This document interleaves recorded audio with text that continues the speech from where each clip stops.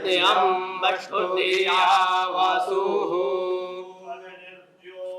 ज्योतिरग्नेः स्वाहा सूर्यो ज्योतिर्ज्योतिः सूर्याः स्वाहा अग्निर्वर्चो ज्योतिर्वर्चाः स्वाहा सूर्यो वर्चो ज्योतिर्वर्चाः स्वाहा ज्योतिः सूर्याः सूर्यो ज्योतिः स्वाहा चंद्रमा मनसो जातश्चक्षुः सूर्यो अजायत श्रोत्राद्वायुश्च प्राणश्च मुखादग्निरजायत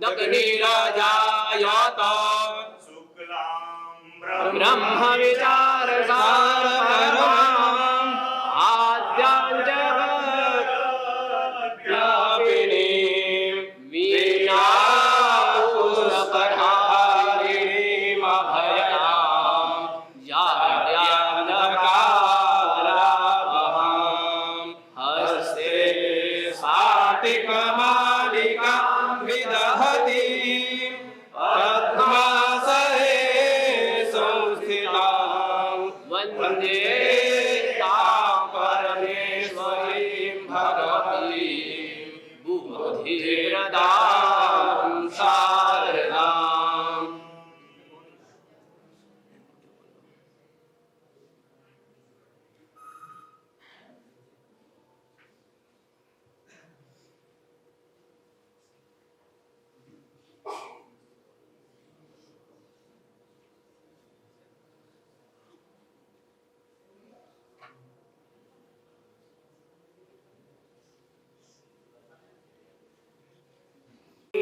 मेधा माया शिखग्गुस्वाहा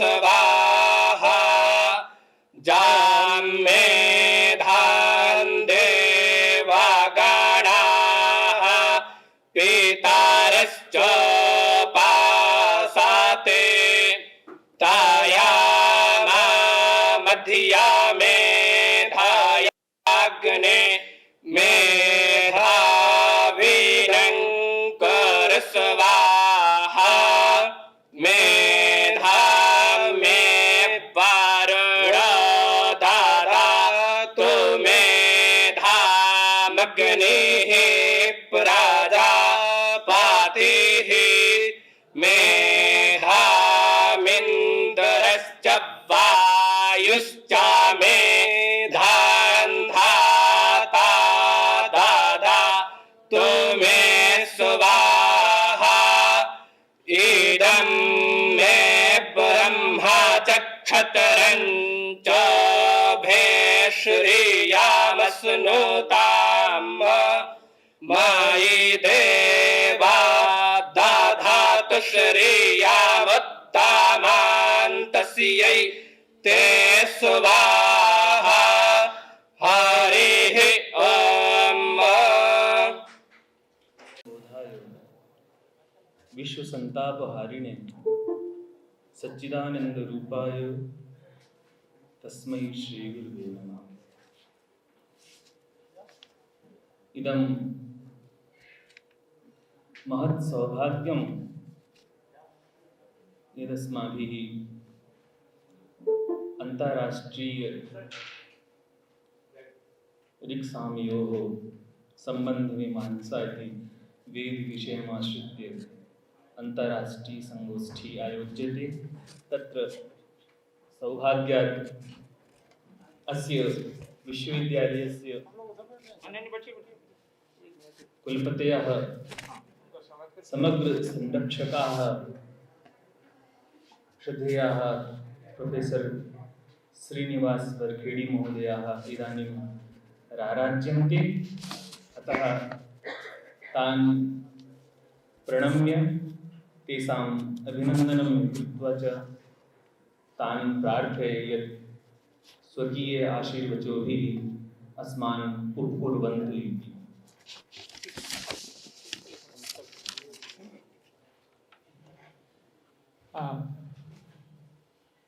परम सम्मान्याः आचार्याः श्रीनिवास बर्खड़ी महोदयाः अस्माकं केन्द्रीयसंस्कृतविश्वविद्यालयस्य यशस्विनः कर्मयोगिनः कुलपतयः अस्माकं मध्ये इदानीं समुपस्थिताः वर्तन्ते। तेषां सदिच्छया तेषां सङ्कल्पेन सम्पूर्णे भारते सम्पूर्णेषु परिसरेषु आदर्शमहाविद्यालयेषु महाविद्यालयेषु अन्यासु च संस्कृतसम्बद्धसंस्थासु एतादृशः कार्यक्रमः अस्माभिः चाल्यते। इदानीं श्रीमताम् आचार्याणां वर्खेडीवर्याणाम् अस्यां संगोष्ठ्यां परिसरपक्षतः वेद कर्मकांड पौरोहित्य विद्यास्थान पक्षतः विद्याशाखा पक्षतः हार्दं हार्दं स्वागतम् अभिनन्दनं वर्धापनं च वयं कुर्मः। इतः अनन्तरं श्रीमन्तः प्रार्थन्ते कृपया उद्घाटनव्याख्यानेन अस्मान् सनाथीकुर्वन्तु। आचार्याः कुलपतयः परमसम्मान्याः श्रीनिवास बर्खड़ी महोदयाः।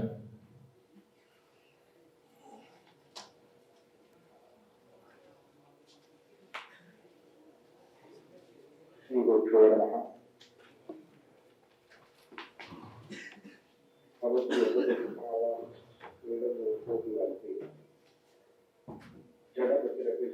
जायते ऐक्यमूर्ति सकल वचन चेतो देवता भारती सा मम रजतमुदत्तां सत्यं मानसे च सामयोगो संबंध समीक्षा विषये अंतरक्रियायं गोष्ठी वेदांग विद्यास्थानेन समायोजिते इति महतः अमोघस्य विषयः। वेदांग विद्यास्थानस्य अधिष्ठातमहाभागाः श्रद्धेयः ज्योतिषशास्त्रविद्वांसः दरभंगा विश्वविद्यालयस्य कुलपतयः अस्माकं विश्वविद्यालयस्य ज्येष्ठाः आचार्याः सर्वमहाभागाः एवं लखनऊ विश्वविद्यालयस्य आचार्याः आनंद ओम प्रकाश पांडेय महाभागाः एवं नेपालदेशस्य प्रतिष्ठिताः विद्वांसः कार्यक्रमे अस्माकम् आपादसम्मिलिताः आचार्य आनन्दप्रकाश देवरे महाभागाः एवं संस्कृतभारत्याः वार्ताध्यक्षाः श्रीमन्तः शोभनलाल वकीलवर्याः अस्माकम् अस्य कार्यक्रमः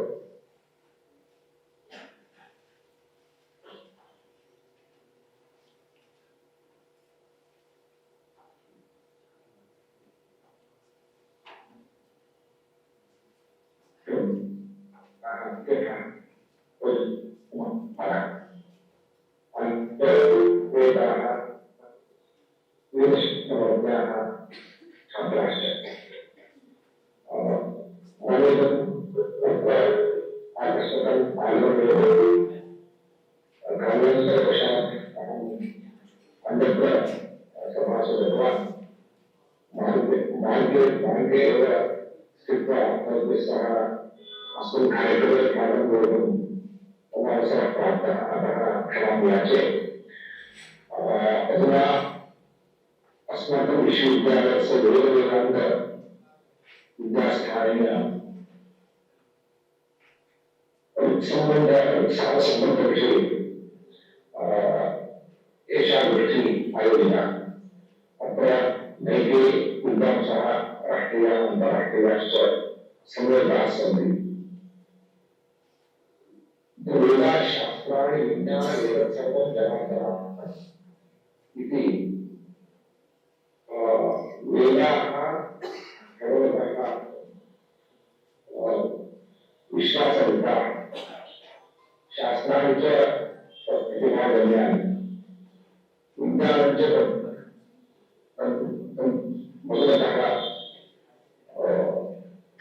बुद्धिजन्यम् एवञ्च एतेषां सर्वेषामपि गुणं तावत् वेदाः एव। वेदाः यथा सर्वशास्त्राणां सर्वविद्यानां मूलभूतस्थानानि वेदाः भवन्ति। अत एव यथा उच्यते ब्रह्मवेदं जगति इति ब्रह्म इति वेदानामपि आख्यानं ब्रह्मवेदं जगति आख्यानं वेदवेदं जगति विद्याजगतं वेदवेदं भवति इति प्रसिद्धम्। अतः न केवलं शास्त्राणां न केवलं संस्कृतभाषायाः अपि तु वेदानामपि रक्षणं करणीयम् इति अस्माकं प्राचीने अहर्निशं परम्परा काचित् विहिता। तत्र वेदाः चत्वारः भवन्ति इति साहित्याः भवन्ति। वस्तुतः चतुर्विंशतिः उपशाखाः शतधा सामशाखाः शतधा यजुशाखाः सहस्रधा सामशाखाश्च। परन्तु अधुना सहस्रधा सामशाखास्तु न उपलभ्यन्ते।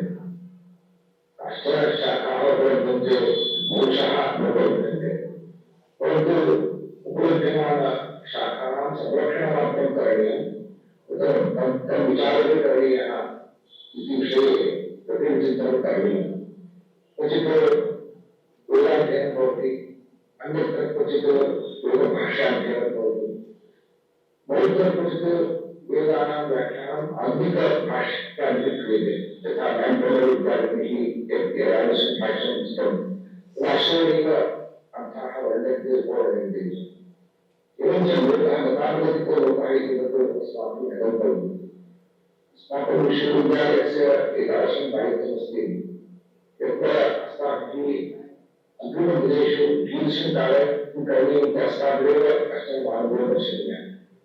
अतः अस्माकं विद्यास्थानस्य अधिष्ठातमहाशयैः विद्याशाखायाश्च अध्यक्षमहाशयैः अन्यैश्च विद्वद्भिः एतादृशी परीक्षे निर्मिता यत्र विद्वांसः समायाताः एतादृशतः आत्मविषयस्य नानाप्रमुखः। परन्तु एतेषां विद्यमानशाखानां एतासां शाखानां केवलम् अध्ययनमात्रेण कण्ठपाठमात्रेण न भवतु, अपि च एतेषां साम्यवेदाध्ययनं यथा रक्षितं स्यात् तथा करणीयतः भाष्याणामपि प्राचीनभाष्याणि अनुसृत्य ज्ञापनं क्रमश्च अत्र अपेक्षितः। आधुनिकविश्वविद्यालयेषु प्राचीनभाष्याणामेव अध्ययनं स्यात् तद्वारा एव तत्तु आधुनिकभाष्याणि पठित्वा कालचक्रयाः अस्माभिः नानाविश्वविद्यालयेषु कारितः वर्तते। अद्य संबन्धपरीक्षाविषये या विषये गोष्ठी भवति अत्र विद्वांसस्तु तद्विषये प्रमाणं वयन्तु तद्विषये अज्ञानिनः अस्माकं विषये बहुतरं ज्ञानं स्यात्। पुनश्च एतत् चर्चया कश्चन निष्कृष्टोऽर्थः ग्रन्थरूपप्रकाशितो भवेत् इत्यपि निवेद्य अहं पुनः केवलं शुभेच्छाः श्रोताङ्गाः उदयपुरतः वस्तुतोऽस्ति। अस्माकं विश्वविद्यालयस्य दीक्षान्तसमारोहो भविष्यति यत्र पाठान्तिक्षासमायान्ति किमर्थं चिन्ताः चलन्ति ततः अहं तत्र कार्यरतोऽस्मि। अतः भवद्भिः तत्र उपस्थातुं शक्तः। पुनश्च अस्माकं विश्वविद्यालयस्य प्रयासेन तत्र एकं मन्दिरं दत्तं। तस्य मन्दिरस्यापि पक्षतः एकं मन्दिरं तैः आत्मतमस्ति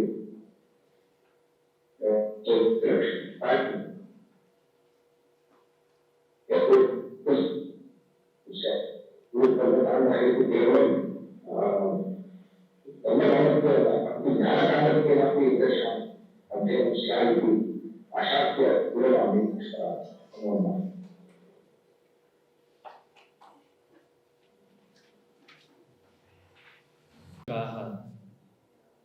वेद वेदांग संकायस्य अधिष्ठातारः महान्तः शास्त्रज्ञाः परमश्रद्धेयाः प्रोफेसर सर्वनारायण झा महोदयाः तेषां कार्यक्रमेऽस्मिन् हार्दं हार्दं स्वागतम् अभिनन्दनं च अस्माभिः क्रियते। एवमेव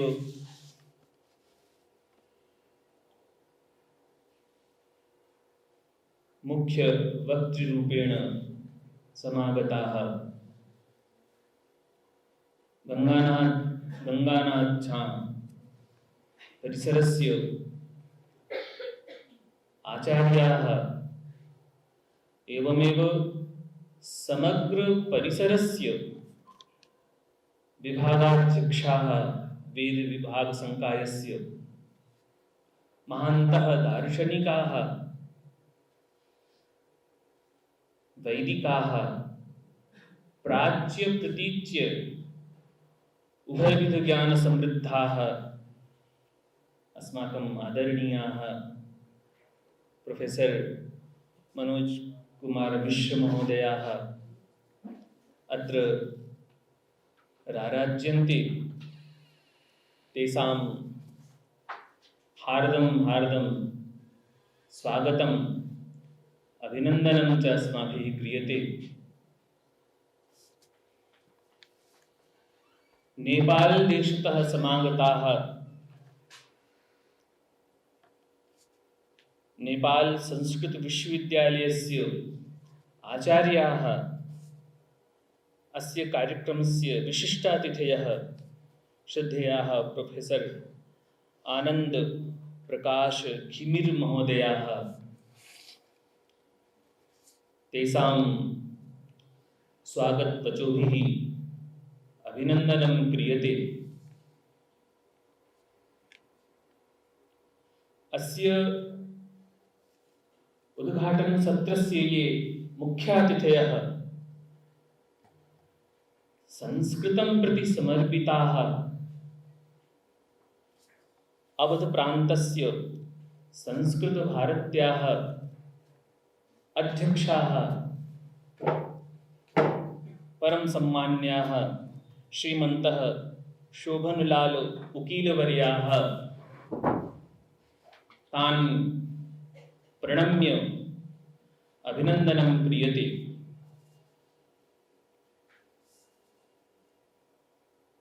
अस्माकं संस्कृत जगतः सुप्रसिद्धाः अन्ताराष्ट्रीयाः विद्वांसः राष्ट्रपति सम्मानेन सम्मानिताः विविध पुरस्कारेण पुरस्कृताः विविध शास्त्रेषु निष्णाताः परमादरणीयाः श्रद्धेयाः प्रोफेसर ओम प्रकाश पांडे वर्याः इते महर्षि सांदीपनि वेद विद्या प्रतिष्ठानस्य सचिवचराः अत्र समागताः तेषां चरणारविन्दयोः प्रणामाञ्जलिं समर्प्य हार्दं हार्दं अस्माभिः स्वागतम् अभिनन्दनं क्रियते। अत्र समक्षम् उपस्थिताः कोलकाता विश्वविद्यालयात् समागताः परमवैदिकाः प्रोफेसर रवीन्द्र भट्टाचार्य महोदयाः जवाहरलाल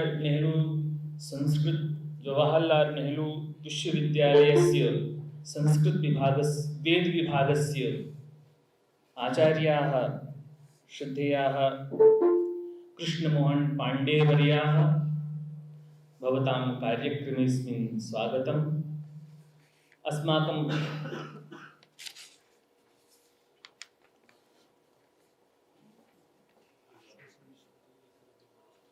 एकलव्य परिसरात् समागताः आशीष मिश्र महोदयाः भवतां स्वागतं कार्यक्रमेऽस्मिन्। अस्माकं परिसरीयाः शिक्षाशास्त्रविभागस्य अध्यक्षाः परमविदुष्यः श्रद्धेया प्रोफेसर अवनीश अग्रवाल महोदयाः, श्रद्धेयाः प्रोफेसर देवी प्रसाद द्विवेदी महोदयाः, श्रद्धेयाः प्रोफेसर गुरुचरण सिंह नेगी महोदयाः, श्रद्धेयाः डॉक्टर राम बहादुर द्विवेदी महोदयाः, अस्य कार्यक्रमस्य सहसंयोजकौ वेदिविभागस्य विद्वांसौ प्राध्यापकौ श्रद्धेयाः डॉक्टर धर्मेंद्र कुमार पाठक महोदयाः, डॉक्टर राहुल कुमार महोदयाः, डॉक्टर शिवानंद मिश्र महोदयाः, डॉक्टर गोविंद पौडेल महोदयाः, डॉक्टर मुकुल मिश्र महोदयाः, डॉक्टर स्वाति महोदया एवमेव अस्माकं ये आत्मीयाः आचार्याः छात्राः भवतां समेषाम् अस्मिन् उद्घाटनसत्रे स्वागतम् अभिनन्दनम्।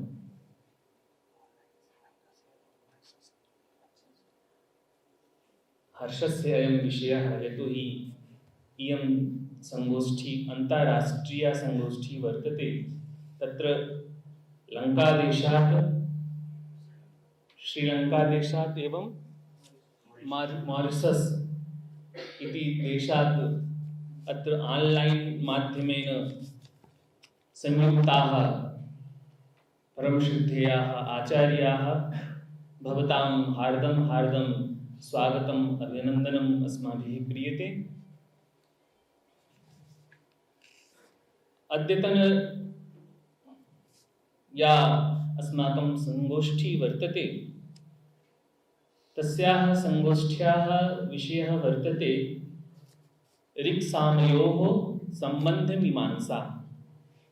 यदा अयं विषयः चितः अस्माकं निदेशकवर्यैः तदा कश्चन पृष्टः यत् ऋक्सामयोः कथं, सामन् शब्दः नपुंसकलिङ्गे वर्तते, तर्हि ऋक्सामनी इति स्यात्, ऋक्सामनोः सम्बन्धमीमांसा। तदा पाठक महोदयः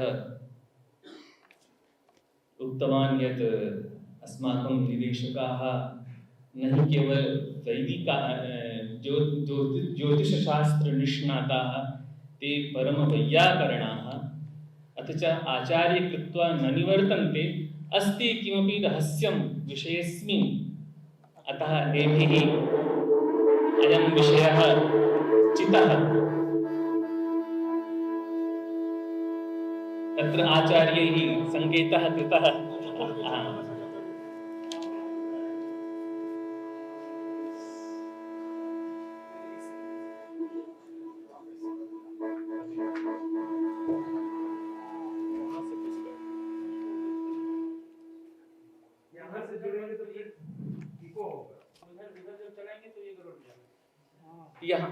यहाँ से कोई ऑनलाइन ना जुड़े, नहीं तो व्यवधान होगा।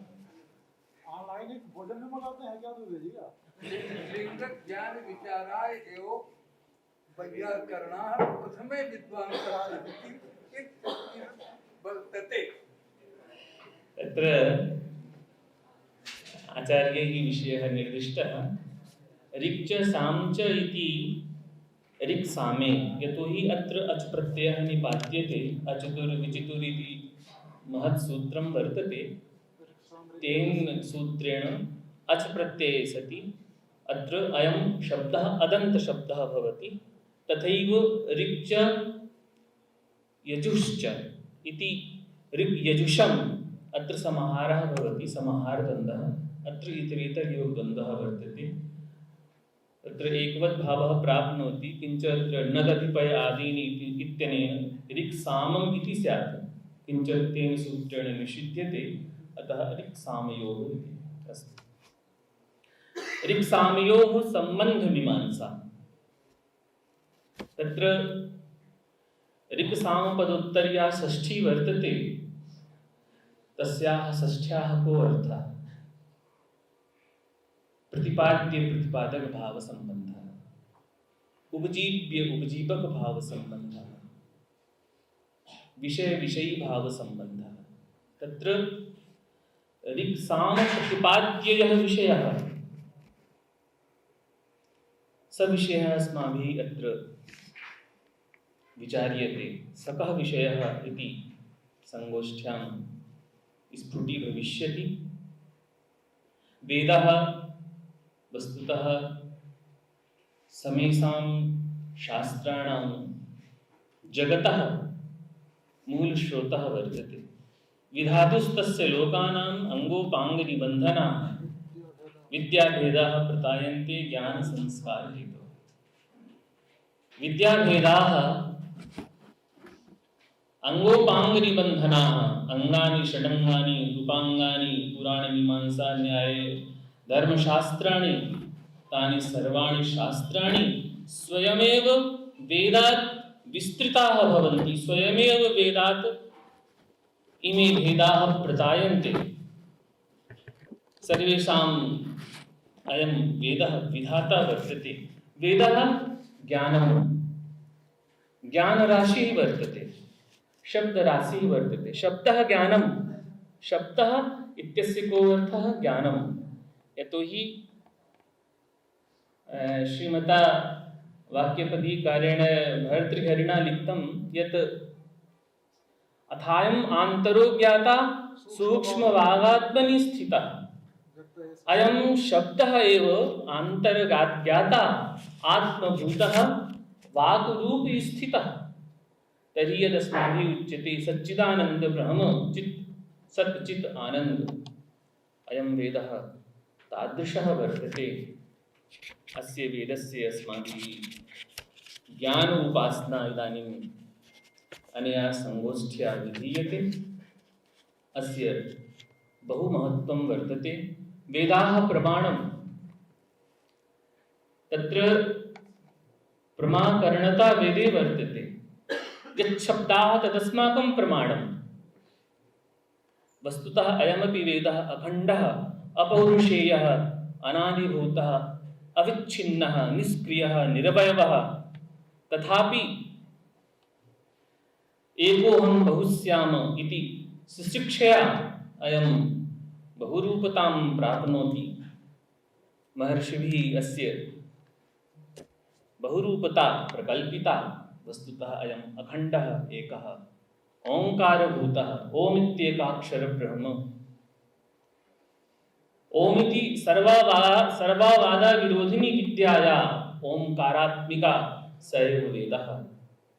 अतः अस्य यत् गाम्भीर्यम्, अयं ज्ञाननिधिः, ज्ञानसमुद्रः, तत्र अस्मिन् कार्यक्रममाध्यमेन तत्र मन्थनेन अस्माभिः यत् सारतत्त्वं भविष्यति, अस्माकम् आचार्यैः तेभ्यः यत्नेन विचारेण ज्ञानेन ज्ञानयज्ञेन सर्वं सम्पादयिष्यन्ति, अस्मभ्यं प्रयच्छन्ति। इदानीं पुनः समागतानां समेषाम् आचार्याणां, विदुषाम्, आत्मीयछात्राणाम् एकतन्त्रेण पुनः हार्दं हार्दं स्वागतम्, अभिनन्दनं च अस्माभिः क्रियते।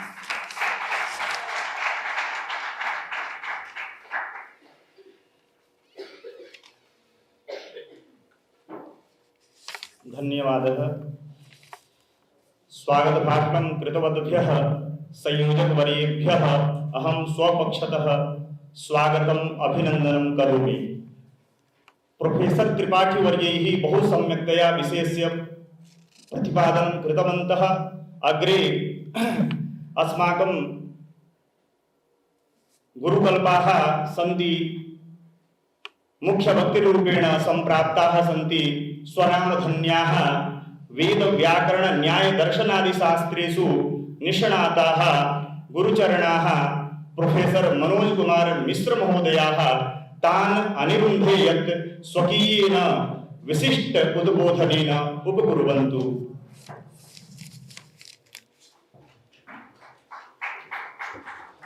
कांताय कल्याण निधयर्थिनां श्री वेंकटनिवासाय श्रीनिवासाय मंगलम।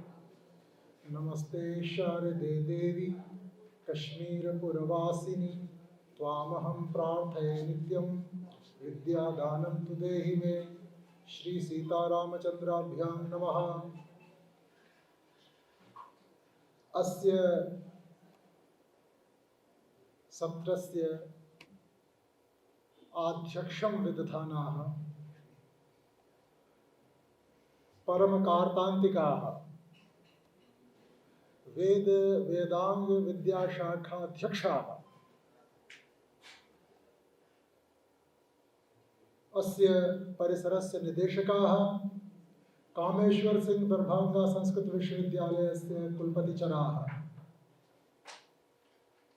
प्रोफेसर सर्वनारायण झा महाभागाः वेद विद्या वरिष्ठाः अस्माकं गुरुकल्पाः महर्षि सांदीपनी राष्ट्रीय वेद विद्या प्रतिष्ठानस्य निदेशक सदस्य सचिवचराः अनेक पुरस्कार भाजः अनेक पुरस्काराणां भाग्यभूताः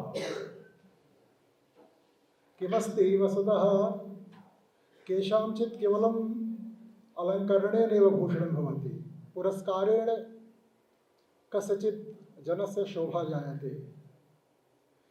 तो अत्र कालिदासस्य एकं पद्यं वर्तते, कंठस्य तस्याः स्तनबन्धुरस्य मुक्ताकलापस्य च निस्तलस्य अन्योन्य शोभा जननात् बभूव साधारणो भूषणभूषभावः। प्रसंगः वर्तते भगवत्याः पार्वत्याः तया मौक्तिकमाला स्वकीयकण्ठे धृता वर्तते। तो किं सा माला भगवत्याः सौन्दर्यं वर्धयति उत भगवती मालायाः सौन्दर्यं वर्धयति? कालिदासः कथयति साधारणो भूषणभूष्यभावः। तथैव तादृशैः पुरस्कारैः भवन्तः विभूषिताः और भवद्भिः ते पुरस्काराः विभूषिताः। तादृशाः अस्माकं गुरवः प्रोफेसर ओम प्रकाश पांडेवर्याः नेपाल विश्वविद्यालयस्य त्रिभुवन विश्वविद्यालये वेद विद्या व्याख्यानपराः वेद विद्याचणाः प्रोफेसर आनंद प्रकाश घिमरे महाभागाः अद्यैव ते जातपरिचयाः, अतएव तेषां विषये विशेषणानि न सम्भवन्ति। तो निर्विकल्पकाः ते। तथैव संस्कृत भारत्याः प्रान्ताध्यक्षाः शोभनलाल उकील महाभागाः संस्कृतानुरागिणः संस्कृत प्रचार निष्ठाः अस्य कार्यक्रमस्य संयोजकाः मूर्धन्य शाब्दिकाः प्रोफेसर भारतभूषण त्रिपाठी वर्याः अवनीश अग्रवाल महाभागाः देवीप्रसाद त्रिपाठी वर्याः परम वैदिकाः मम मित्रमणयः कलकत्ता नगरात् समागताः रवीन्द्र भट्टाचार्य महाभागाः द्विवेदीवर्याः मम अत्र द्वावपि सहयोगिनौ डॉक्टर धर्मेंद्र कुमार पाठक राहुल कुमार मिश्र महाभागाः एकलव्य परिसरात् समागताः मदीयाः अतीव घनिष्ठाः शिष्याः आशीष कुमार मिश्र महाभागाः पौडेल महाभागाः अन्येपि कृष्णमोहन जी सर्वसमयेपि विद्यार्थिनः। वस्तुतः ऋक्सामयोः तत्र ऋक्सामयोः सिद्धिः कथं भवति अस्मिन् विषये प्रकामं प्रकाशः भवतां समक्षम् उपस्थापितः मम मित्रमणिभिः, अतः एव तद्विषये न वदामि। तो वस्तुतः सम्बन्धः तु परस्परं सम्पूर्णवाङ्मयस्यैव भवति। आचार्यचरणैः तत्र वाक्यपदीयस्य एकं वाक्यमुद्धृतं, पुनः अहम् अनुवर्ते सत्या विशुद्धिस्तत्रोक्ता विद्यैवेकपदागमा युक्ता प्रणवरूपेण सर्ववादाविरोधना पाठद्वयं वर्तते। विधातुस्तस्य लोकानाम् अंगोपांगनिबन्धनाः विद्याभेदाः प्रतायन्ते ज्ञानसंस्कारहेतवः। तो वस्तुतः एक विद्यैवेक पदागमा ओमकार रूपा या विद्या वर्तते, सा विद्या एव निखिलस्यापि कृत्स्नस्यापि वाङ्मयस्य एक पदागमा विद्या मूलभूता वर्तते। अतः सर्वाणि एव वाङ्मयानि ततः एव समुद्भूतानि। अब ऋच्यते अनया सा ऋक्, तस्याः या संहिता वर्तते सा ऋक् संहिता वर्तते। और ऋच्यध्यूढं सामगीयते इति श्रुतिवचनं वर्तते। गीतिषु सामाख्य इति मीमांसावचनं। तो कीदृशः सम्बन्धः वर्तते?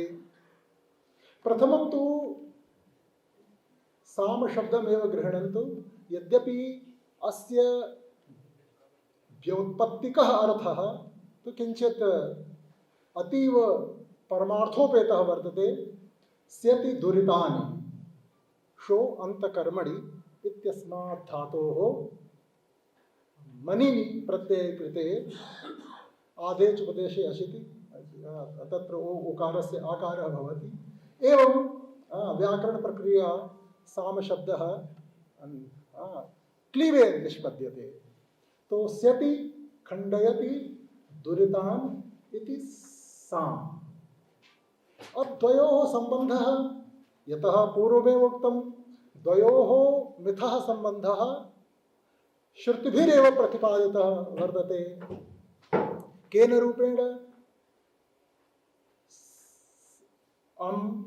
सा ऋक् घट्षड्जादिस्वरः।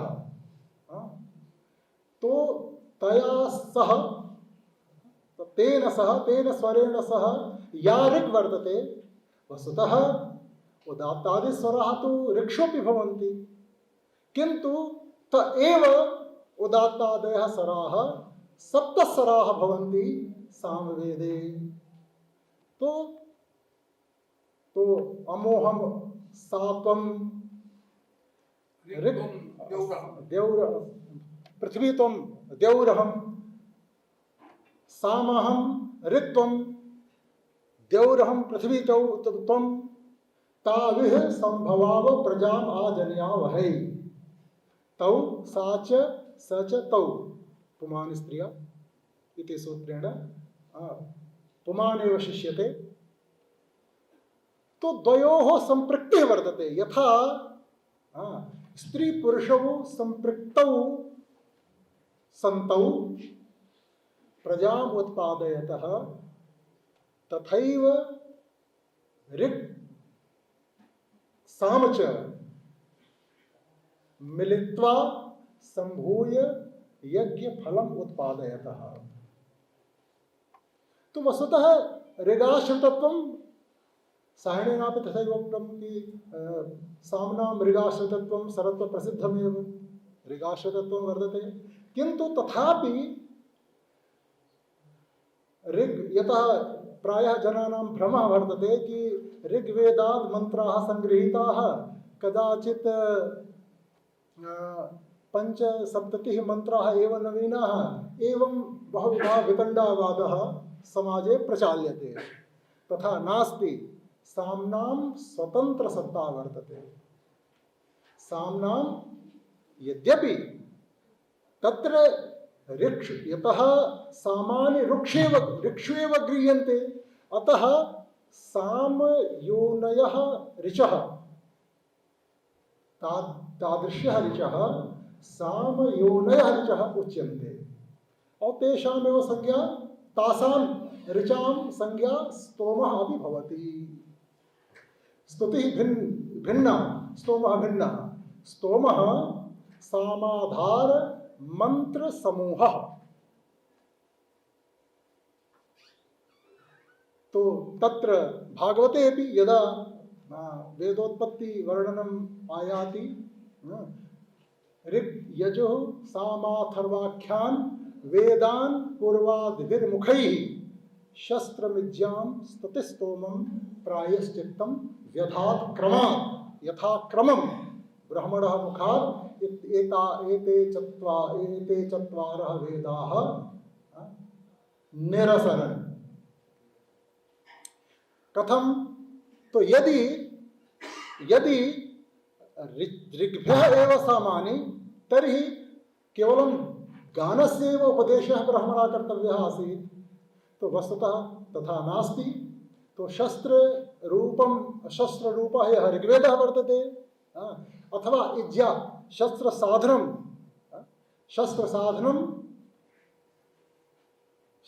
ऋग्वेदः वर्तते। तो तथैव स्तुतिस्तोमः, स्तुतिः स्तोत्रम्, अप्रगीत मंत्रसाध्या स्तुतिः स्तोत्रम्। तो स्तोत्रस्य आधारभूत, तो वस्तुतः ब्रह्मणः मुखात् गानानि न निसृतानि इति प्रतिभाति। और सामवेद भाष्य भूमिकायां सायणः तथा व्याख्यात्यपि यद्यपि भट्टपादेन स्वकीय मीमांसा वार्तिके साम्नामपि अपौरुषेयत्वं स्वीकृतम् इति प्रतिभाति। यतः अग्न आयाहि वीतये, तो तत्र अग्ने इत्यस्य विपरिणामः ओगनायि इति रूपेण क्रियते।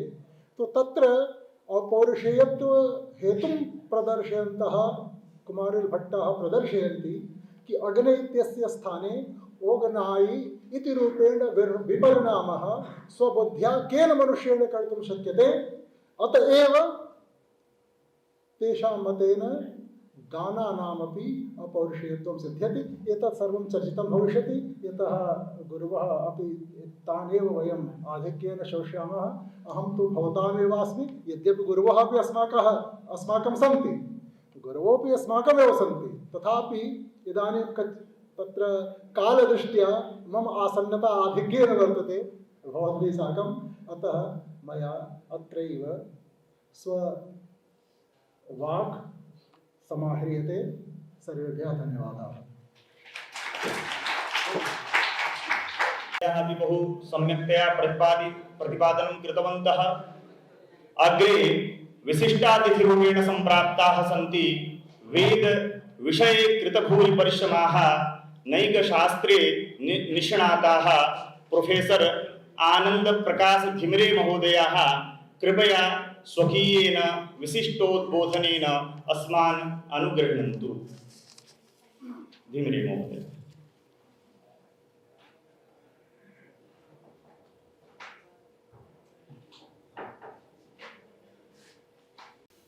हरे ॐ भद्रां कर्णेभिः शृणुयाम देवा भद्रां पश्येमाक्षभिर्यजत्राः स्थिरैरङ्गैस्तुष्ट्वा गुंसस्तनो हृभ्यसे महि देवहितं जदायुः आदिर्जौरदितिरन्तरिक्षमादिर् माता स पिता स पुत्राः विश्वे देवा आदितिः पञ्चजना आदिर्जातमादिर्जान्तवाम् विश्वानि देवा स पितर्दुरिता निपराशुभ जद्भद्रन्तन्न आशुभो। ॐ शान्ति शान्ति शान्ति शान्तिर्भवतु। सर्वेभ्यो नमस्काराः सन्तु। मम नाम आनंद प्रसाद घिमिरे। सम्प्रति अहं नेपालदेशात् समागतः। अहं नेपाल संस्कृत विश्वविद्यालयस्य वाल्मीकि विद्यापीठे शुक्लयजुर्वेदस्य प्राध्यापकः। अत्र भवतां समीपे आगमनार्थं ये आतिथ्यं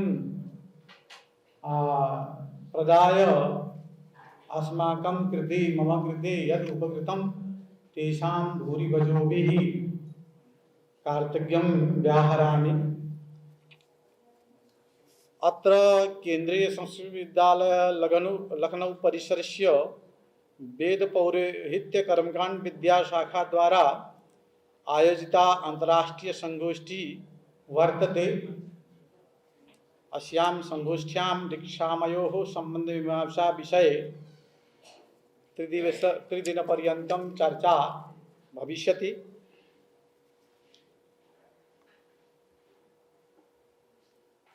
अत्र मंचस्थाः सम्मान्याः विशिष्टातिथयः विभिन्नप्रदेशात् समागताः विद्वत्पराः प्राध्यापकाः महानुभावाः सर्वेषाम् अहम् अभिनन्दनं करोमि। विशेषतः दिनत्रयव्यापकस्यास्य सम्मेलनस्य वचोभिः समुद्घाटनं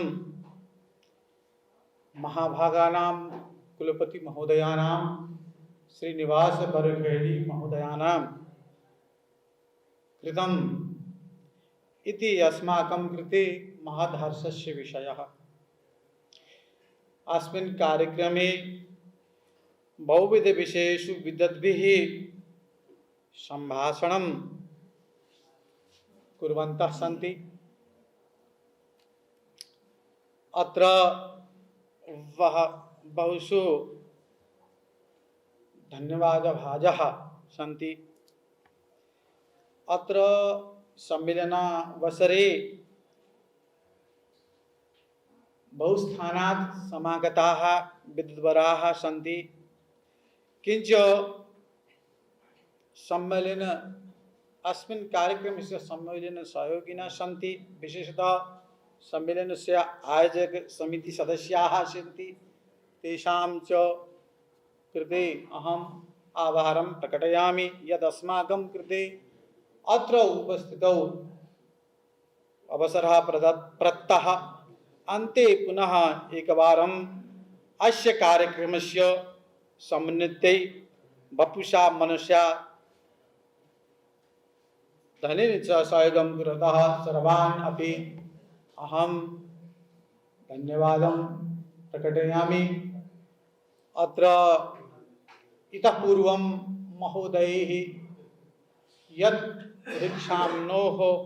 ऋक्सामयोः सम्बन्धमीमांसा विषये चर्चा विहिता।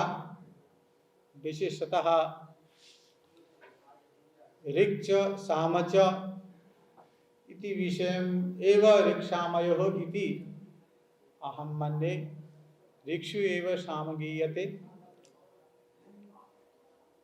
ऋक् अर्च्यते स्तूयते अनया ऋक् तस्मिन् सा ऋक् तस्मिन् अमः गेयस्वरः गानस्वरः इति साम सामान्यतः बुध्यते। सा त्वं किं वा पृथिवी त्वं द्यौरहं तावैः विवाहावहै प्रजां प्रजनयावहै बहून् इत्यादिभिर्मन्त्रैः च प्रकृतिपुरुषसम्बन्धः च अत्र ऋक्साम विषये उक्तं वर्तते। सामसु सप्तस्वराः तेषां भेदोपभेदाः सन्ति। ऋचां तत्र पद्यमयः ऋचा सम्बन्धः, गद्यमयः यजुः सम्बन्धः, गेयमयः साम सम्बन्धः वर्तते। किंच सांतिक पौष्टिकादि आभिचारिकादि विषय संबंधः, अर्थराजनीतिक विषय संबंधः, वास्तु संबंधश्च अर्थशास्त्रे अथर्ववेदे वर्तते। अत्र ऋक्सामयोः संबंध मीमांसा इति विषयम् अधिकृत्य आयोजितायां कार्यक्रमे अहं स्वदिने किमपि लेखः प्रस्तुतवान् अस्मि। तस्य श्रौतस्मार्तयज्ञेषु पंचमहायज्ञानां वैशिष्ट्यम् इति मम विषयः वर्तते। अधुना तु इत्थमेव द्वित्रिवचोभिः स्वकीयं वचनं अत्रैव विरमामि। ओम नमः सभाभ्यः।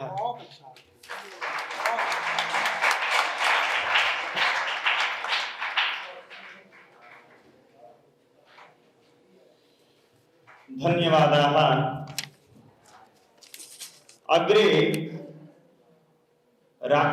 सारस्वतातिथिरूपेण सम्प्राप्ताः सन्ति ऋषिकल्पाः, ज्ञानवृद्धाः, राष्ट्रपति सम्मानिताः प्रोफेसर ओम प्रकाश पांडे महोदयाः कृपया स्वकीयेन सारगर्भित उद्बोधनेन अस्मान् उपकुर्वन्तु।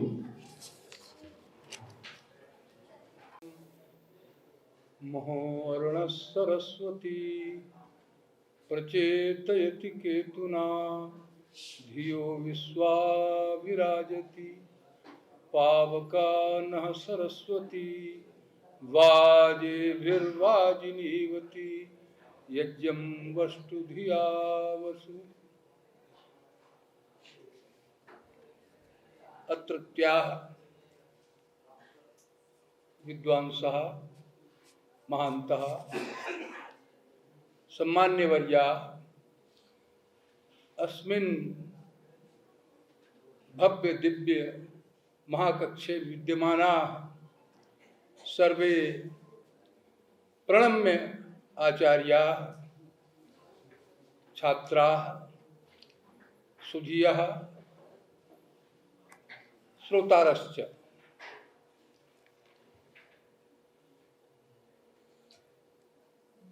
प्रथमं तावत् मया एतद् वक्तव्यं यन्नाहं सचिवचरः, अहं कमपि न चरामि।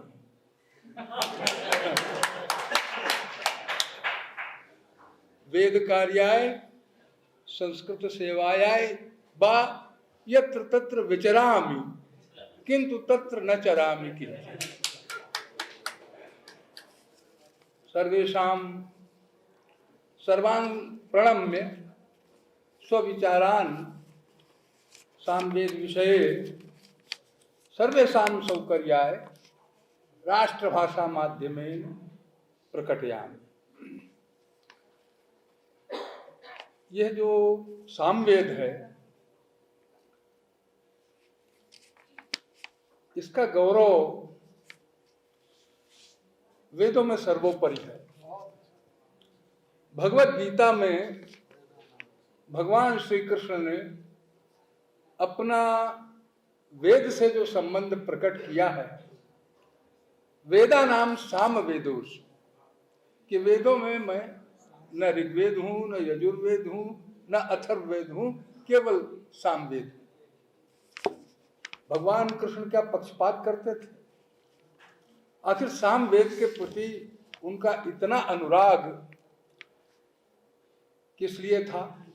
इसलिए कि वे स्वयं वंशी वादक थे। गायन और वादन का एक संबंध होता है। सोमवंश में उत्पन्न हुए थे। सोमवंश में उत्पन्न हुए थे। तो ये जो सामवेद है, इसका वास्तव में वेद में बहुत गौरवपूर्ण स्थान है। जो छांदोग्य उपनिषद है, सबसे ज्यादा ब्राह्मण ग्रंथ सामवेद के, कांड महाब्राह्मण है ही है। तो यह जो सामवेद है, इसके ये बड़ा गौरव का आस्पद इसलिए रहा है, कहा गया है कि भाई सामान्य मधुकृता और सामवेद एवं पुष्पम। तो यह जो, और यह भी कहा गया है कि बड़े तप से तानि वाये तानि सामान्येत सामवेदम अभ्यतप अभितप्तस्य यशस्तेजः इंद्रियम वीर्यम। ये सब सामवेद का बड़ा गौरव बतलाया गया है। और ऋषि द्यूढ़ साम हमारे सुहृदवर वेदज्ञ विद्वान आदरणीय मनोज जी ने सामने रखा है। मैं उसको आपके सामने पुनरुक्त रूप में प्रस्तुत नहीं करना चाहता हूं। ये बात सही है कि ऋच द्यूढ़ साम गीयते, ऋचा पर ही साम प्रतिष्ठित होता है, और दोनों के बीच एक पति पत्नी भाव माना गया है। और बड़े उसके लिए शब्द मिलते हैं, लेकिन साम सबको नहीं सुलभ होता है। यो जागार तम सामान्यंती, ऋचा कामयन्ते सामान्यंती। तो जो जागरणशील व्यक्ति है उसी के पास ये पहुंचता है। वास्तव में ये सामगान जो है, ये 3 प्रकार से मिलता है। ये ऋक साम संबंध अगर उसको सामान्य और इस तरह से न देखा जाए तो ऋक साम संबंध विचारा भी हो सकता है। तो यह 3 वेद जो हुए हैं अलग अलग, अग्नि से ऋग्वेद हुआ, वायु से यजुर्वेद हुआ, और स्वयं सूर्य देव से सामवेद की परंपरा आगे चली। मैंने गणना की है, सामवेद पर मैंने अनेक वर्षों तक कार्य किया है, और विशेष रूप से उसके ब्राह्मण ग्रंथों पर और उसके संपूर्ण साहित्य पर तो मैं सारभूत बात आपसे रखूंगा। और यह पुस्तक सामवेद पर मेरी प्रकाशित है, जो मैं यहाँ के सम्मान्य निदेशक जी को सबके लाभ के लिए अर्पित कर रहा हूँ। साम का संबंध यज्ञ से विशेष रूप से रहा है, और इस विषय में मिलता है कि शस्त्र याज्ञानुवाक्याभिर होता लंग कुरुते ध्वरम। ऋग्वेद के जो मंत्र पढ़े जाते हैं वे शस्त्र कहलाते हैं, और जो सामवेद के मंत्र पढ़े जाते हैं, गान किए जाते हैं, आज्य पृष्ठादि भी, आज्य स्तोत्र, पृष्ठ स्तोत्र, तो यह उद्गाता अलंकरोत्यम। साम के वेद का जो ऋत्विक प्रमुख है वो उद्गाता है, प्रस्तोता है, प्रतिहर्ता है, ये सब हैं। और कहते हैं कि भाई यज्ञ की शारीरिक संरचना जब संपन्न हो चुकी होती है, तो जैसे कहीं साज सज्जा के लिए मणियां, कटक, कुंडल लटकाए जाते हैं, उस तरह से सामवेद के जाते देहे भवत्यस्य, यज्ञ के शरीर की रचना तो यजुर्वेद से फिर ऋग्वेद से होती है, लेकिन उसका जो अलंकरण है वो सामवेद से होता है। जाते देहे भवत्यस्य कटकादि विभूषणम आश्रितम मणिमुक्तादि कटकादौ यथा तथा। अब ये जो साचा अमश्च तत्सामना सामत्वम, यही साम का एक इस प्रकार की परिभाषाएं मिलती हैं, लेकिन मूलतः जो साम है गीति सुसामाख्या, जो गान है वो साम का स्वरूप है। अब जैसे ये ऋचि द्यूढ़ साम कहा गया है, तो यह मैंने गणना की तो केवल 99 ऐसे मंत्र साम के मिले जिनकी आधारभूत कोई ऋचा नहीं मिलती है। इनको हम लोग कहते हैं लुप्तर्च साम, लुप्तर्च साम, जिनकी ऋचा रही होगी कभी, लेकिन आज उपलब्ध नहीं है, केवल उनका सामस स्वरूप प्राप्त होता है। और ऋग्वेद की किसी वर्तमान संहिता या किसी शाखा से सामवेद ने मंत्रों को नहीं लिया है। सामवेद का अपना आर्चिक ग्रंथ है। सामवेद पूर्वार्चिक, उत्तरार्चिक। सामवेद किसी की सहायता पर अवलंबित नहीं है। सामवेद का स्वतंत्र स्वरूप है। और सामवेद का गौरव यह है कि अगर सामवेद ऋग पर ही, ऋचा पर आश्रित होता तो सायण ने ऋग्वेद पर भाष्य से लिखा था, तो फिर उनको सामवेद के आर्चिक भाग पर लिखने की आवश्यकता नहीं थी। इसलिए सामवेद के आर्चिक ग्रंथ को एक स्वतंत्र ग्रंथ के रूप में मान्यता प्राप्त है। तो यह दूसरी चीज यह है, एक कारिका मिलती है ऋग विहीनम छिन्न गानम। दो प्रकार के गान हैं। एक छिन्न गान, उसमें ऋचा का पता नहीं चलता है। बहुत सारे लोगों ने विभिन्न प्रकार की गणनाएं की हैं, लेकिन बहुत सारे मंत्र सामवेद के आर्चिक ग्रंथ में भी और ऋग्वेद में समान रूप से मिल जाते हैं। तो आर्चिक और गान भाग हो गया। उदात्त अनुदात्त स्वरित जो है, ये जिस तरह से 1 2 3 करके लगाए जाते हैं चिन्ह, उस तरह से सामवेद में वो प्रक्रिया नहीं है। तो मैंने कहा सामवेद तो पुष्प स्वरूप है। एक छांदोग्य उपनिषद ने दोनों के संबंध को बड़े अच्छे ढंग से रखा है। वाचः ऋग, वाणी का रस जो है वो ऋचा है। वाचः रसः ऋग अस्ति, ऋचः साम रसः। लेकिन ऋचा का रस जो है वो साम है, गान है। और साम उद्गीतो रसः, और साम का रस जो है आनंद है, वो उद्गीत है। स एव रसानाम रसतमः, वो रसों का सर्वस्व है। और बहुत सारे इस तरह के प्रसंग मिलते हैं। एक बहुत बड़ी चीज सामवेद ने दी है, और वो केवल सामवेद के ब्राह्मणों में ही उपलब्ध है।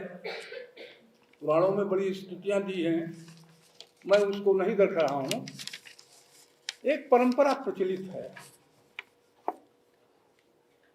और उसका ज्ञान किसी को नहीं है। यह जो एक सामवेद का विशेष यज्ञ होता है, जिसको हम महाव्रत कहते हैं। आज जो होली का अनुष्ठान हो रहा है, इस अनुष्ठान के विषय में वही व्यक्ति निष्कर्ष पर पहुंच सकता है जिसने सामवेद के साहित्य को पढ़ा है। यह होली, यह क्या चीज है? वास्तव में ये किसी को पता नहीं है, लेकिन ये हमारा वैदिक यज्ञ है।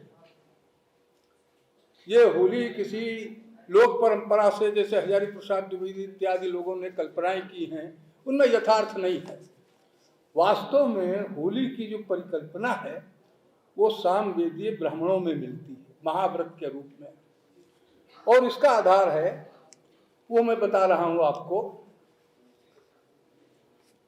कि होली में आग लगने से पहले, जिस दिन वास्तव में उसमें अग्नि प्रक्षेप किया जाता है, उससे पहले 15-20 दिन पहले एक एरंड वृक्ष की शाखा लाकर लगा दी जाती है, अंडुआ जिसको बोलते हैं। आखिर इस पेड़ को वहां लगाने का औचित्य क्या है? यह जो एरंड वृक्ष की शाखा लगा दी जाती है हफ्ते 10 दिन पहले से, उसके बाद उसी के किनारे किनारे लकड़ियां रखी जाती हैं। इस एरंड वृक्ष का मूल क्या है? एरंड वृक्ष का मूल तो तभी पता चलेगा जब आप सामवेद का साहित्य पढ़ेंगे। वास्तव में ये हमारा महाव्रत नाम का अनुष्ठान था, यज्ञ था, और इस यज्ञ में बहुत सारे प्रयोग होते थे। तो एक जो सामवेद का ऋत्विक था, उद्गाता, प्रस्तोता, प्रतिहर्ता, ये सभी, इनमें केवल एक कुर्सी रखी जाती थी जिसको कहते थे सम्राट आसंदी। होता के लिए सम्राट आसंदी माने कुर्सी नहीं रखी जाती थी। यजुर्वेद के ऋत्विक के लिए भी कुर्सी नहीं रखी जाती थी। जो सम्राट आसंदी होती थी यज्ञ की, उस महाव्रत नाम के यज्ञ की, वो केवल उद्गाता उस पर आसीन होता था। और वहां एक वृक्ष की टहनी, जिसका वो आज लुप्त हो गया है, एक पेड़ होता है जिसको बहुत गरिमा प्राप्त है, आज ढूंढे से भी नहीं मिलता, जिसकी लकड़ी बड़ी मजबूत होती है, जिस पर कुएं का निर्माण शुरू किया जाता है। बोलिए उसका नाम? नहीं, और नाम बोलिए। बहरहाल आप पता लगाइएगा। वो जो मीठा फल होता है, नीम नहीं, बहुत मधुर फल होता है, गूलर। कोई आदमी गायब हो जाता है, बहुत दिन बाद मिलता है, तो हम कहते हैं आप गूलर की तरह से, गूलर के फूल हो गए या लुप्त हो गए। तो गूलर की एक टहनी और उदुम्बर, वो जो उदुम्बर का पेड़ है वो माधुर्य का पर्याय था, तो उसकी एक टहनी लाकर वहां गाड़ी जाती थी, प्रतीकात्मक रूप से कि उद्गाता का गान, साम गान इतना मधुर होगा कि जिसका परिचय केवल उदुम्बर की टहनी से दिया जा सकता था। अब उदुम्बर वृक्ष तो हो गया गायब। उदुम्बर की लकड़ी बड़ी इतनी मजबूत होती है कि कुएं की जो पहिया तैयार की जाती है, पहले एक पहिया लकड़ी की रखी जाती नीचे, उस पर ईंटों की चिनाई होती है, और वो 300 वर्ष बाद भी निकालेंगे तो जो की त्यों मिलेगी आपको पहिया। दीमक नहीं लगती, कोई उसका सड़ती नहीं है, गलती नहीं है। अब वो गायब हो गई। कुआं बनवाने के लिए तो कुएं बनना ही भी बंद हो गए हैं। एक यहाँ बड़े विद्वान थे, वीरभद्र मिश्र, संस्कृत पढ़ाते थे सबको। उन्होंने अपने घर में सबसे पहले कुआं बनवाने का प्रयत्न किया कि भाई ये लिखा हुआ है शास्त्र में कि पहले कूप खनन होना चाहिए, तब जल प्रवाह की ये वर्तमान व्यवस्था नहीं रही होगी। तो उन्होंने बहुत बड़ा पूरे प्लाट का एक डहल खुदवा दिया। अब गूलर की लकड़ी उन्होंने खोजी, और गूलर की लकड़ी कहीं उनको मिली नहीं। अब वो मिट्टी जो थी अड़ोसी पड़ोसी उठा ले गए। अब वो एक गड्ढा बच गया केवल।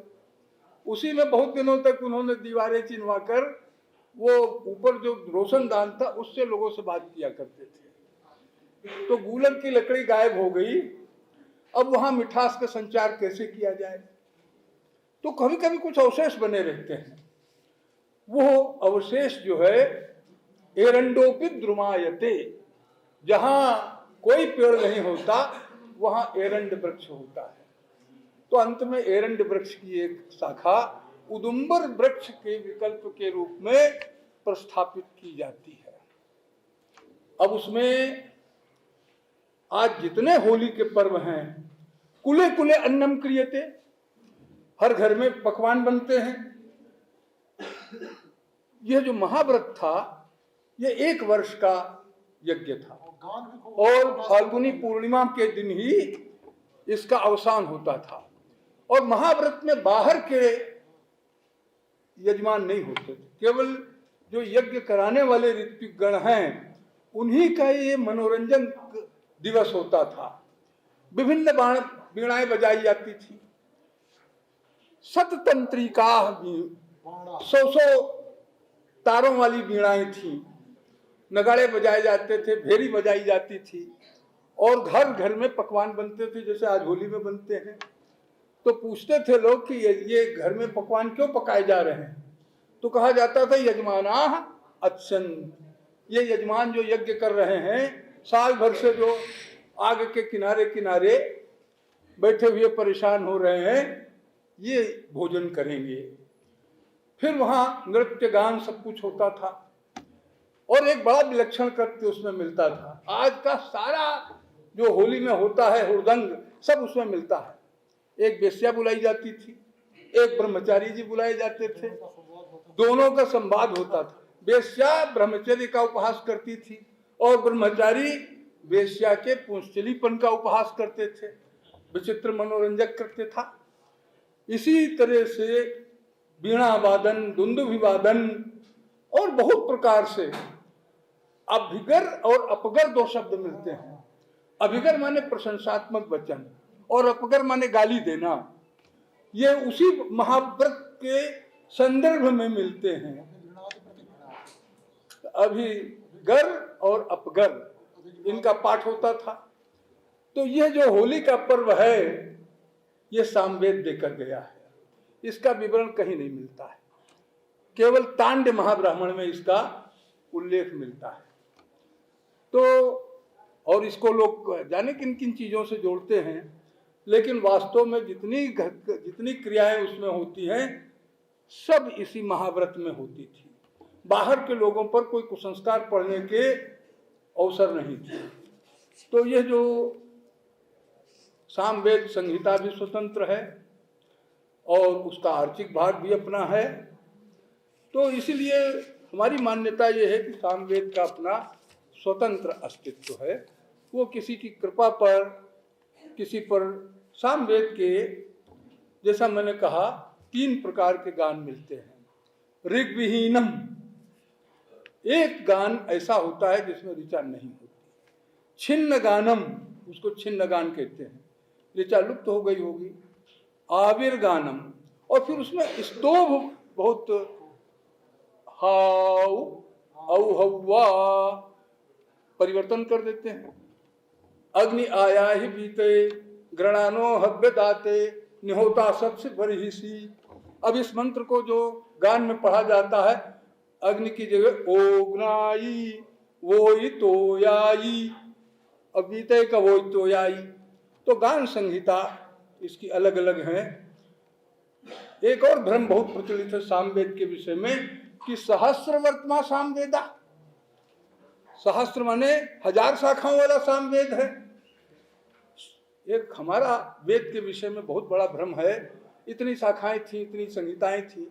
शाखा और संहिता शब्द पर्याय नहीं है। एक वेद की संहिता एक ही होती है, उसकी अनेक शाखाएं दूर दूर, भारतवर्ष बहुत बड़ा है तो क्षेत्रीय भिन्नता के कारण, दूर दूरस्थ वेद प्रचार के कारण कुछ मंत्रों का न्यूनाधिक्य हो जाता है, कुछ कमी हो जाती है। अरे स्मृति पर आधारित है सब कुछ, कंठस्थीकरण पर आधारित है, तो पाठकर्ता भी भूल सकता है।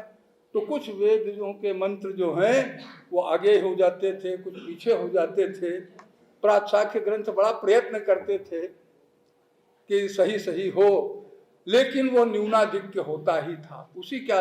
और कुछ न्यूनता अधिकता, कुछ में परिवर्तन भी हो जाता था। तो शाखा में सभी शाखाओं की एक ही संहिता होती है और वो सामवेद की भी है। 3 शाखाएं हमारी मिलती हैं, उसमें कौथुम शाखा ही सबसे ज्यादा लोकप्रिय शाखा है। कौथुम, इसकी उत्पत्ति कुसुम शब्द से मानी जाती है और इसका जो प्राचाख्य ग्रंथ है पुष्पतंत्र है। तो कौसुम माने कुसुम से प्रवर्तित। फिर और भी शाखाएं हैं, लाट्यायनी, द्राव्यायनी, लेकिन इनमें बहुत ज्यादा अंतर नहीं, माइनर डिफरेंसेज है। लेकिन जैमिनीय शाखा, वेदव्यास ने अपने 4 शिष्यों में से पहल को ऋग्वेद दिया, वैशंपायन को यजुर्वेद दिया, सुमंत को अथर्ववेद दिया और जैमिनी को उन्होंने सामवेद दिया। तो तो इन 3 शाखाओं में ये प्रचलित है। और ये है छिन्न गान भी होता है, जिनकी ऋचाएँ पता नहीं चलती, रही जरूर होंगी कुछ, क्योंकि ऋचा द्यूढ़न साम। अब ये बहुत सी ऋचाएँ, बहुत से गान ऐसे हैं। फिर इनके साम जो है बहुसंख्यक है। साम जो है, साम वेद के विभिन्न साम थे। मैंने इस पुस्तक में उनकी सूची दी है। तो सारे साम, सबसे बड़ा बृहद साम होता था। बृहद, भगवान कृष्ण ने उसको भी अपना स्वरूप कहा, बृहद साम तथा साम नाम, मैं सामों में बृहद साम हूँ। तो साम वेद का ये गौरव है कि होली जैसा इतना विशिष्ट पर्व महाव्रत के आधार पर हो रहा है। तो मैं समझता हूँ कि जो सामवेद का प्रदेय है वो इस समाज में बहुत मूल्यवान है, और वैदिक दृष्टि से, सामाजिक दृष्टि से, सभी दृष्टियों से वो अत्यंत प्रसन्न है। बहुत बहुत धन्यवाद। ही सरल भाषा में वेद को इन्होंने सागर को डागर में भरने का प्रयास किया। गुरुजी ने सामवेद का वेदानाम सामवेदोस्मि, श्री कृष्ण भगवान ने वेद को सामवेद में अपने को उसको माना है कि सबसे प्रमुख सामवेद को ही माना है। तो गुरुजी ने अपने उद्बोधन में बहुत ही सरल रूप में छात्रों के लिए सरलता से बताया, जिससे कि आप लोग इस ज्ञान से धन्य हुए, ज्ञान पा करके। अस्मिन्नेव क्रमे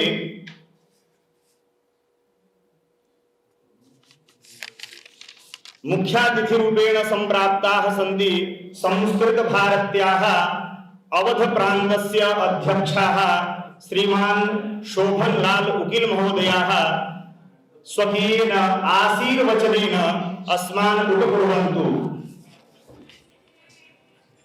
शोभन लाल महोदयाः।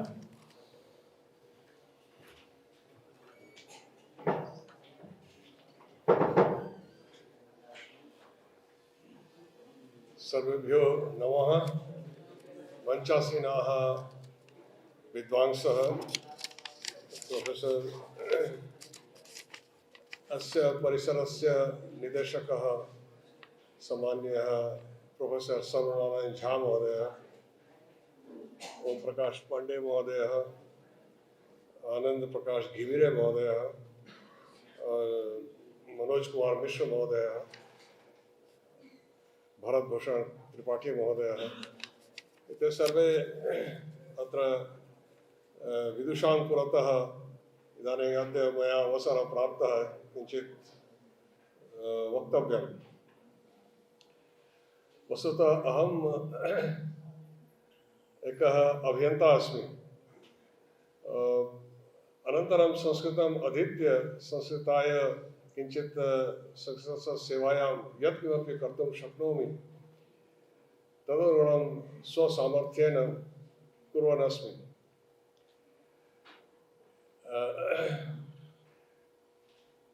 प्रोफेसर सर्वनारायण झा महोदयस्य सान्निध्यं मया पूर्वमपि प्राप्तम्।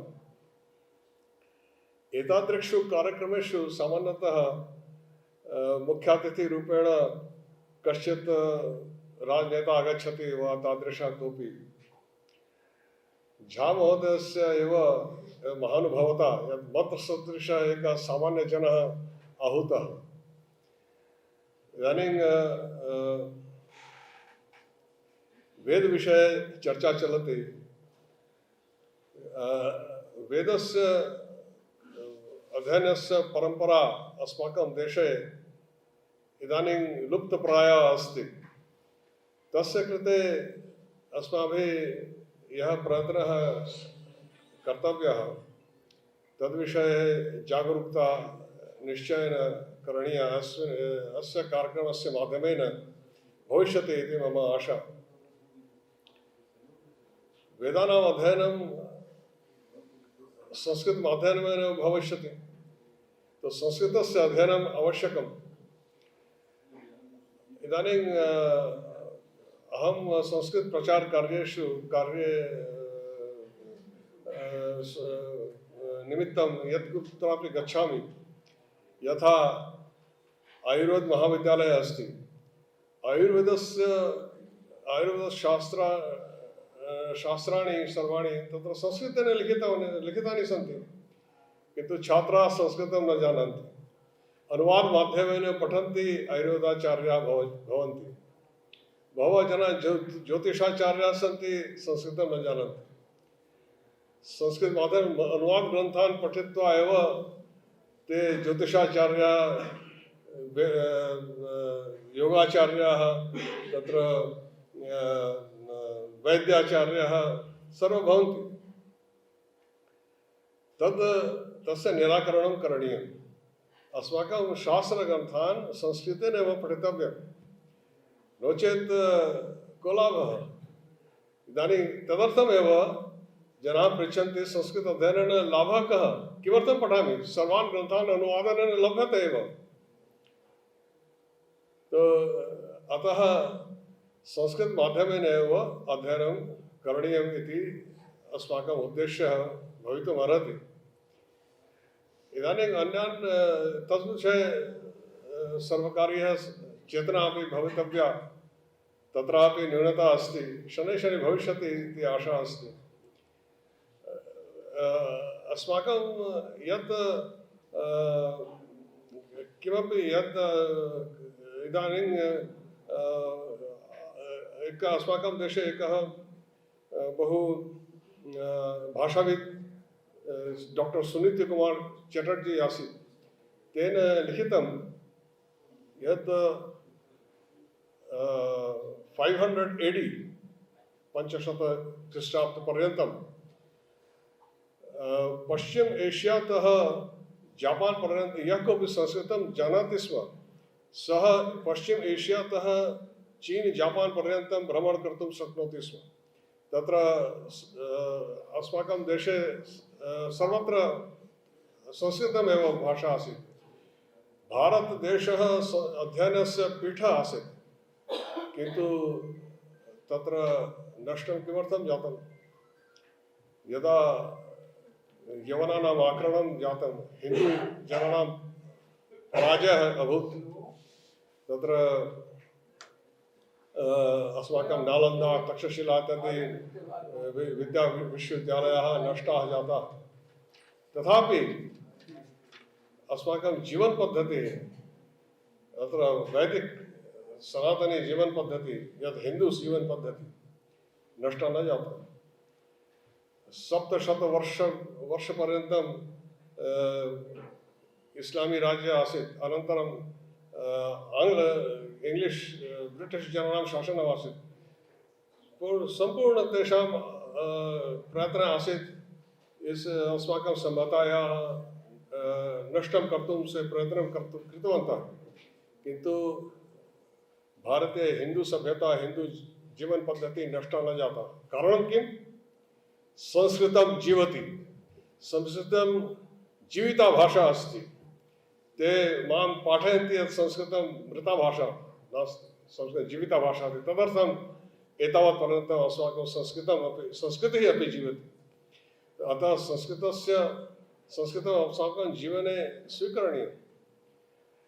अहम् यथा अहम् उक्तवान्, अहं तु एकः अभियन्ता आसम्, किन्तु संस्कृतं विहाय मम जीवने एका अपूर्णता आसीत्। अतः तदर्थम् अध्ययनम् आरब्धं मया। एवम् इदानीं भवतः पुरतः संस्कृतेन भाषणं करोमि। भवन्तः सर्वे संस्कृतस्य छात्राः, वेदस्य छात्राः। संस्कृतं स्वीकृत्य जीवनं सार्थकं कुर्वन्तु इति वेदस्य अध्ययनम् अवश्यं। वेदे एव अस्माकं संस्कृतिः निहिता अस्ति। वेदाध्ययनं विना अस्माकं संस्कृतेः रक्षा न भवेत्।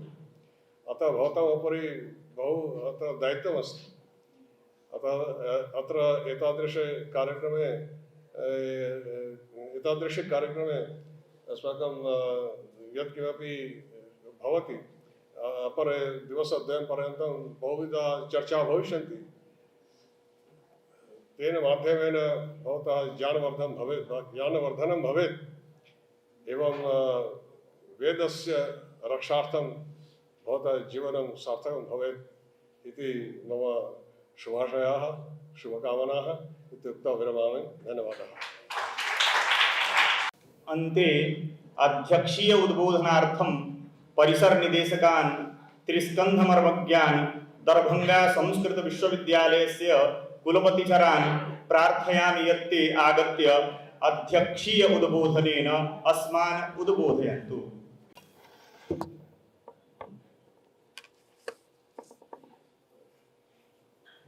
परम सम्मान्याः ऋषिकल्पाः वेदमूर्तयः आचार्याः ओम प्रकाश पांडे महोदयः, संस्कृत विश्वविद्यालय काठमांडूतः समागताः आचार्याः आनंद प्रसाद खेंगड़े महोदयः, अस्माकं केन्द्रीय संस्कृत विश्वविद्यालयस्य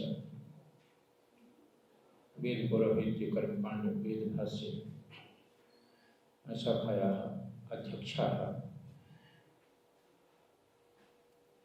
चतुर्षु वेदेषु निष्णाताः आचार्याः मनोज मिश्र महोदयाः, सर्वदैव अस्माकं यत् कर्तव्यं वर्तते तस्य कर्तव्यस्य पालनं कुर्वन्तः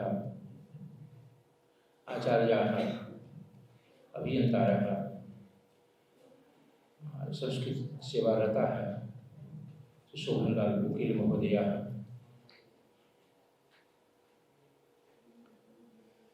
पुरतः विराजमानाः परम श्रद्धेयाः अस्माकं परिसरस्य आचार्याः अन्तेवासिनश्च, संगोष्ठ्याः यत् लक्ष्यमासीत् उद्घाटने एव तस्य लक्ष्यस्य वयम् अर्धभागं प्राप्तवन्तः।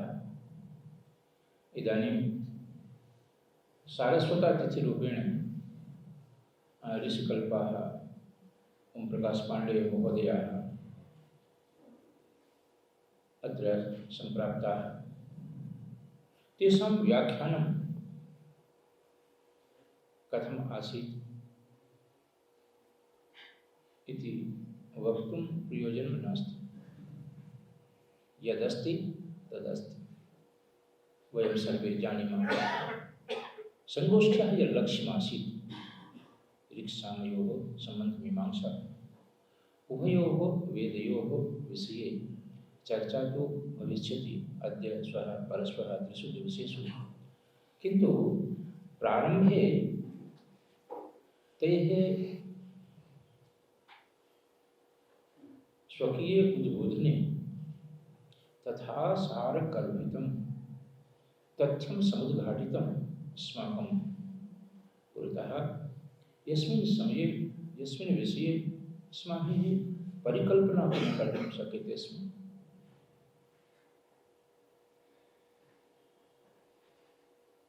वेदे अस्माकं प्रवेशोऽपि नास्ति इति वयं जानीमः। चिन्तायाः कः विषयः? एते ये ऋषिकल्पाः वयोवृद्धाः ज्ञानवृद्धाः, तेषां काले एव कदाचित् उत्तरे कश्चन एकः प्रकल्पः तथा भवतु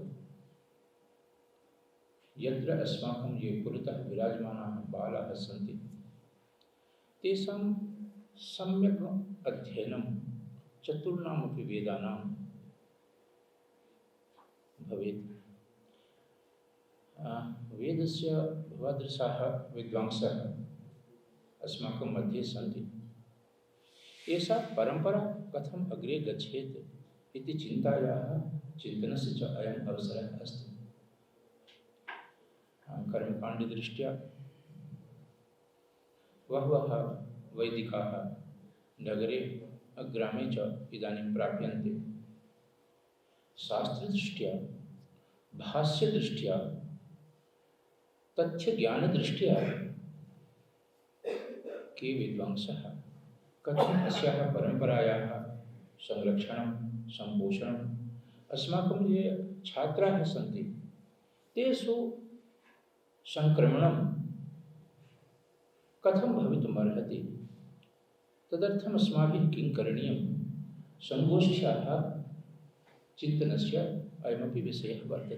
संगोष्ठ्यां भवादृशाः विद्वांसः आगताः, अन्ये च विद्वांसः आगन्तारः सन्ति। विदेशेभ्यः अपि बहवः तथा ऑनलाइन माध्यमेन अत्र सम्पृक्ताः सन्ति। आभासिकपटले तेपि शृण्वन्तः सन्ति। केवलं व्याख्यानस्य एषा संगोष्ठी नास्ति। व्याख्यानम् अपि अस्ति, किन्तु चिन्तायाः चिन्तनस्य च विषयः अस्ति किं वेदानां यन् महत्त्वं तद्दृष्ट्या वयं किमपि कुर्मः वा, अस्माभिः किमपि करणीयं वा वेदस्य। यदि चेत् वेदाः संरक्षिताः न भवन्ति, अस्माकं संस्कृतिः न स्थास्यति। अत्यन्तं महत्त्वपूर्णम् उदाहरणं भवद्भिः इदानीं दत्तं होलिकोत्सवस्य विषये। किञ्च वेदानां सामवेदोऽहं श्रीमद्भगवद्गीतायां भगवता श्रीकृष्णेन यदा उपदेशरूपेण एषः विषयः उपस्थापितः, तत्र सर्वत्र किञ्चित् किञ्चित् वैशिष्ट्यमेव अस्ति। मासानां मार्गशीर्षोऽहम् इति उक्तवन्तः, मासानां चैत्रोऽहम् इति न उक्तवन्तः। मासानां मार्गशीर्षोऽहम्, तत्र ऋतूनां कुसुमाकरः तु सम्यक् प्रतिभाति। यतोहि वसन्तादितः सर्वम् अस्माभिः प्रारभ्यते, किन्तु मासानां मार्गशीर्षोऽहं वेदानां वेदेषु ऋग्वेदस्य महात्म्यम् अस्ति इति वयं जानीमः, वयं गायामः। किन्तु तत्रापि तथा नोक्तं तैः, तथा नोपदिष्टं तैः। यथा मासानां मार्गशीर्षोऽहम् उक्तं तैः उक्तं, तथैव वेदानां सामवेदोऽहम् इति तैः उक्तम्। एतेन प्रतीयते तत् किमपि रहस्यम् अस्ति। तादृशस्य रहस्यस्य उद्घाटनं होलिकोत्सवसन्दर्भे भवद्भिः इदानीं कृतं। वस्तुतः एतावत् जीवनम् अस्माभिः यापितं, बहुत्र चर्चापि श्रुता, प्रवेशमपि कर्तुम् इच्छामः वैदिकवाङ्मये, किन्तु एतादृशस्य विषयस्य उद्घाटनं यथा निरस्तपादप्रदेशे एरण्डोपि निर्मायते, या औदुम्बरवृक्षस्य कल्पः इत्यादयः ये विषयाः, कि अग्रे कथम् अस्माकं संस्कृतिः वेदज्ञानेन विना भारते स्थास्यति इति चिन्तायाः अवसरः नास्ति वा? यदि चेत् भारते अस्माभिः चिन्तनं क्रियते कि भारते किमस्ति यत् अन्यत्र नास्ति, तर्हि सर्वप्रथमं भारते वेदाः सन्ति, अन्यत्र वेदाः न सन्ति। भारते वैज्ञानिकाः सन्ति, चिकित्सकाः सन्ति, अभियन्तारः सन्ति, विद्वांसः सन्ति, अपरत्र सम्पूर्णे विश्वे सन्ति। भारते किमस्ति यद् अन्यत्र क्वापि नास्ति, तर्हि सर्वप्रथमं स्थानं यस्य भवति तस्य संरक्षणं, संपोषणं, व्यवहारः सन्तोषप्रदः अस्ति वा? किम् अनया रीत्या या स्थितिः इदानीम् अस्माभिः दृश्यते, तया अग्रे एषा संस्कृतिः चिरकालं यावत् स्थास्यति वा? अहं तु चिन्तयामि, यदि सम्पूर्णे देशे विदुषां कृते चिन्तनस्य कश्चित् अवसरः अस्ति, तर्हि सर्वतः प्रामुख्यम् अस्ति वेदस्य प्रचारस्य, प्रसारस्य, संरक्षणस्य, जनेषु वेदानां संक्रमणस्य। एषा समस्या अस्ति। अस्याः समस्यायाः विषये अस्माकं नेतारः, अधिकारिणः, समाजे ये अग्रेसराः सन्ति, तेषां बुद्धौ एष विषय एव नास्ति। इदानीं चिन्तनस्य अयं विषयः एव नास्ति। कः कुर्यात् एतादृशस्य महत्त्वपूर्णस्य विषयस्य चिन्तनं? समस्यायाः समाधानम् अस्माभिरेव कर्तव्यं वर्तते। तदर्थं वयम् एकत्र इदानीम् उपविष्टाः स्मः। तदर्थं चिन्तनम् आवश्यकमस्ति। त्रिषु दिवसेषु वयं करिष्यामः। इदानीम् अस्माकं मध्ये शोभनलाल उकील महोदयः सन्ति। तेषां शिरसि अपि महान् भारः अस्ति एतादृशस्य विषयस्य चिन्तनं कर्तुं। ते कर्तुं प्रभवन्ति। तेषां सामर्थ्यं वयं जानीमः। तेषां पुरतः एषा समस्या नागता इति मे प्रतिभाति। श्वः अस्माकं मध्ये भारतस्य प्रदेशेषु उत्तरप्रदेशस्य महन् माहात्म्यम् अस्ति। तत्रापि राजधान्याः ततोपि अधिकं माहात्म्यम् अस्ति लक्ष्मणपुरस्य। तत्र वयं भवामः। अत्र वेदस्य कथाकेन्द्रम् एकम् अस्माकं परिसरे भवेत्, यत्र सर्वे ये केचन छात्राः अत्र आयान्ति अनिवार्यरूपेण ते एकां होरां प्रतिदिनं चतुर्णामपि वेदानाम् अध्ययनं कुर्युः क्रमशः। अपि च एकम् इतोपि विषयम्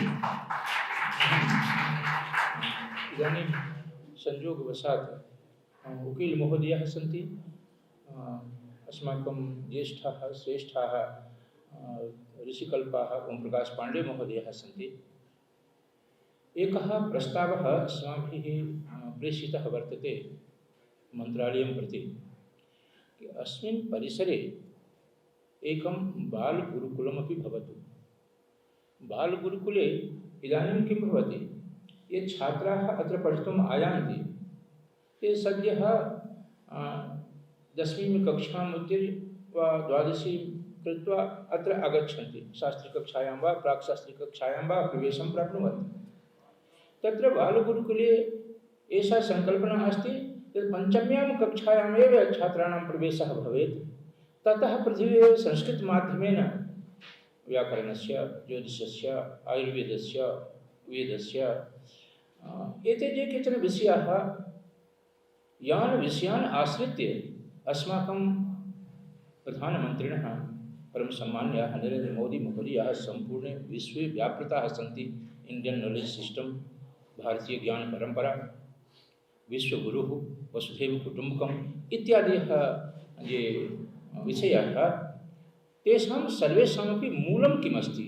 मूलं तु अस्ति अस्माकं व्याकरणं, ज्योतिषं, आयुर्वेदः, वास्तुशास्त्रं, वेदाः, भारतस्य दर्शनम् एते सन्ति। एतान् आश्रित्य एव सम्पूर्णे विश्वे वयं ब्रूमः कि भारतवर्षं विश्वगुरुः अस्ति, विश्वगुरुः भविष्यति।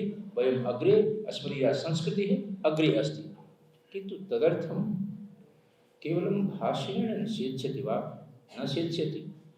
क्रमशः वेदानां तथा ह्रासः जायमानः दृश्यते।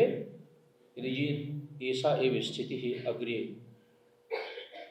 गच्छति भवति तर्हि वेदाः या कश्चित् वेदः केवलम् इतिहासस्य विषयः स्थास्यति। अस्माकम् एतावन्तः छात्राः सन्ति, तान् सर्वान् अपि पृच्छामश्चेत् वेदस्य एकं मन्त्रं वदतु, तस्य व्याख्यानं च करोतु।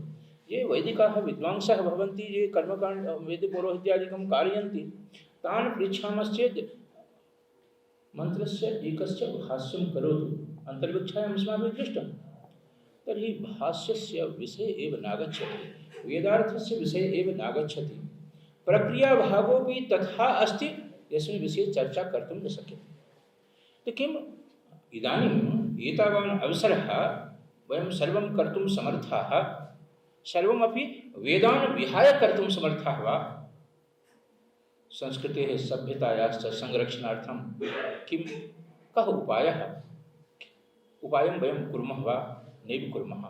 तदर्थमपि चिन्तनस्य एतत् स्थानम् अस्ति, एषा संगोष्ठी अस्ति। तद्दृष्ट्यापि अस्माभिः चिन्तनं कर्तव्यम्। एकः प्रस्तावः इतः प्रेषणीयः। तर्हि इदानीम् अनया संगोष्ठ्या द्वौ प्रस्तावौ वर्तेते। एकः प्रस्तावः कि ये केचन अत्र कश्चित् वेदगुरुकुलम् एकं एका अस्मिन् परिसरे एव तादृशी काचित् विशिष्टा व्यवस्था स्यात्, यस्यां व्यवस्थायाम् अत्र ये केचन छात्राः आयान्ति तान् सर्वान् अपि यजुर्वेदं वा ऋग्वेदं वा सामवेदं वा अथर्ववेदं वा पाठयिष्यामः। एकैकस्य छात्रस्य अन्तः एषा संस्कृतिः स्थास्यति। द्वितीयः विषयः, ये अस्माकं छात्राः इदानीम् आयान्ति, उपरिष्टादेव आयान्ति, प्राक्शास्त्रिकक्षायां, शास्त्रिकक्षायाम्, आचार्यकक्षायाम् आयान्ति, तेषां तथा गाम्भीर्यं न भवति, न भाषायाम् अधिकारः भवति, न शास्त्रे प्रवेशः भवति। विकल्परूपेण वैकल्पिकी एका व्यवस्था भवेत् बालगुरुकुलस्य। अस्माकम् इदानीं पार्लियामेण्टरी एक्ट् द्वारा तथा अधिकारः अस्ति, वयं गुरुकुलं चालयितुं समर्थाः। कुतश्चिदपि एफिलियेशन् इत्यस्य प्रयोजनं नास्ति। अस्माकं विश्वविद्यालयस्य एक्ट् मध्ये सामर्थ्यमस्ति, वयं कर्तुं शक्नुमः। प्रस्तावः बोर्ड ऑफ डीन्स द्वारा, एग्जिक्यूटिव काउन्सिल् द्वारा सर्वमपि अनुमोदनं कृत्वा इदानीं मन्त्रालये लम्बितः अस्ति। किमपि न भवति तत्र।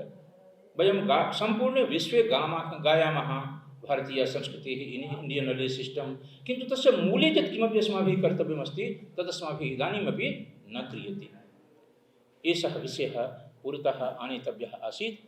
इदमेव मम लक्ष्यम्, अस्याः संगोष्ठ्याः लक्ष्यं छात्राणां पुरतः वेदानां संक्रमणं भवतु, वेदमन्त्राणां संक्रमणं भवतु। इदं लक्ष्यं। द्वितीयं च लक्ष्यं, तेषां मन्त्राणां संरक्षणं कथं भवेत्, येन भारतीयायाः संस्कृतेः समुन्नतिः भवितुमर्हति। एतत् चिन्तनम् अस्माभिः कर्तव्यमासीत्। एकवारं पुनः श्रीमतां तत्र भवतां सर्वेषां पुरतः निवेदनं कृत्वा एकस्य निमेषस्य अस्ति। एका सफलता अस्माभिः प्राप्ता, एकं महत् साफल्यम् अस्माभिः प्राप्तम्। इदानीम् अस्माकं ये कुलपतयः सन्ति, आचार्याः श्रीनिवासी बडखेड़ी महोदयाः, तेषां दूरदृष्टिः कदाचित् तथा भवति यस्मिन् विषये अस्माभिः चिन्तनमपि न कर्तुं शक्यते। तैः इदानीं किं कृतम्, अहं चिन्तयामि षण्मासेभ्यः प्राक् एका सङ्कल्पना कृता तैः। तस्मिन् दिने अहं दिल्ल्याम् आसम्। तत्र आयुष मन्त्रालयः अस्ति खलु, तस्य यः प्रधानः तेन सह मीटिंग कारितवान्। वेदांग विद्यास्थानस्य अधिष्ठातारूपेण अहमपि तत्र आसम्। चिन्तनमिदम् आसीत् यत् आयुर्वेदः अस्माकं हस्तात् गतः। BAMS पठितुम्, आयुर्वेदाचार्य कर्तुं ये केचन छात्राः आगच्छन्ति, ते ग्रन्थान् संस्कृतभाषायां निबद्धान् पठन्ति, किन्तु प्रवेशसमये संस्कृतस्य तस्य कृते अनिवार्यता नास्ति।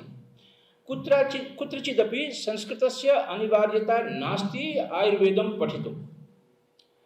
सः BAMS आयुर्वेदाचार्यः वैद्यः भविष्यति।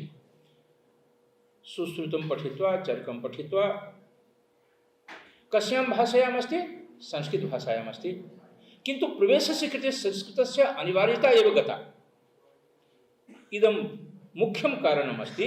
सम्पूर्णे भारते आयुर्वेदस्य गाथां गायामः वैद्याः न सन्ति, चिकित्सकाः सन्ति। यथा आङ्ग्लीयाः, ते BAMS आयुर्वेदं पठित्वा आयान्ति, क्लिनिक् मध्ये पैरासिटामोल् लिखन्ति।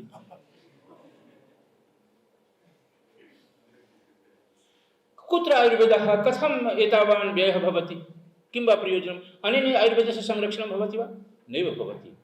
श्रीनिवास बडखेड़ी महोदयस्य चातुर्यं, तेषां विशिष्टा दृष्टिः। तस्मिन् दिने मीटिंग मध्ये तैः उक्तं कथं कर्तुं शक्यते। ते ये अधिकारिणः, कश्चन पुरोहितः वा अधिकारी वा आसीत्, नाम तथा न स्मरामि, तेन उक्तं यत् नैव भवितुमर्हति, यतोहि नीट् द्वारा एड्मिशन् भवति। नीट् मध्ये ये फिजिक्स् केमिस्ट्री बायो पठित्वा तत्र गच्छन्ति, प्रवेशपरीक्षाम् उत्तीर्णं कृत्वा आयान्ति, तेषामेव प्रवेशः दीयते। यदि चेत् संस्कृतस्य कश्चित् छात्रः तत्र BA-MS मध्ये आगन्तुम् इच्छति, सोऽपि तेन मार्गेण आगच्छति। अस्माकं विद्यालयेषु महाविद्यालयेषु फिजिक्स् केमिस्ट्री बायोलॉजी इति अध्यापनस्य अध्ययनस्य तथा व्यवस्था नास्ति। तदर्थं प्रारम्भे अस्य सत्रस्य प्रारम्भे एव प्राक्शास्त्रीकक्षायां एकेडमिक् कौन्सिल् द्वारा अस्माभिः एषः विषयः आनीतः कि अस्माकं छात्राः केचित् तथा समर्थाः सन्ति चेत् तर्हि प्राक्शास्त्रीकक्षायां फिजिक्स् केमिस्ट्री मैथ बायो इत्यादिषु विषयेषु विषयं स्वीकृत्य प्राक्शास्त्रीकक्षां पठितुम् अर्हति। एषः विषयः एकेडमिक् कौन्सिल् द्वारा अनुमोदितः, एजुकेटिव कौन्सिल् द्वारा अनुमोदितः, सिलेबस् बोर्ड द्वारा सर्वं कारयित्वा इदानीं तत्र क्रियान्वयनमपि जातं।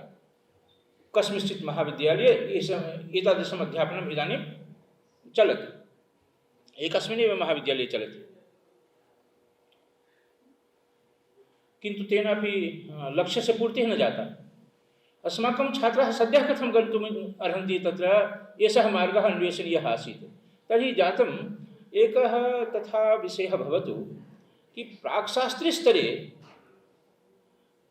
वर्षद्वयं यावत् यथा ज्योतिषं स्वीकृत्य प्राक्शास्त्री ज्योतिष पठन्ति, प्राक्शास्त्री व्याकरणं पठन्ति, प्राक्शास्त्री साहित्यं पठन्ति, तथैव प्राक्शास्त्री आयुर्वेदं पठित्वा ते आगच्छन्तु प्राक्शास्त्री कक्षायां। ततः अनन्तरं किं स्यात्? यदि चेत् प्राक्शास्त्री आयुर्वेदं पठित्वा आयान्ति तर्हि तेषां कृते एकः पृथक् मार्गः अस्माभिः कल्प्यते BA-MS कर्तुं। माने 5 वर्षाणाम् एकः पाठ्यक्रमः आयुर्वेदस्य संस्कृतमाध्यमेन, यत्र आयुर्वेदस्य ये केचन ग्रन्थाः प्रमुखाः पाठ्यक्रमे निर्धारिताः सन्ति तान् सर्वान् अपि ग्रन्थान् वयं पाठयिष्यामः। तस्य वृत्तिः किं भवेत्, कथं भवेत्, का वृत्तिः? तदर्थं तस्य नाम आयुर्वेदाचार्यः मास्तु, तस्य नाम अपि BA-MS अस्तु।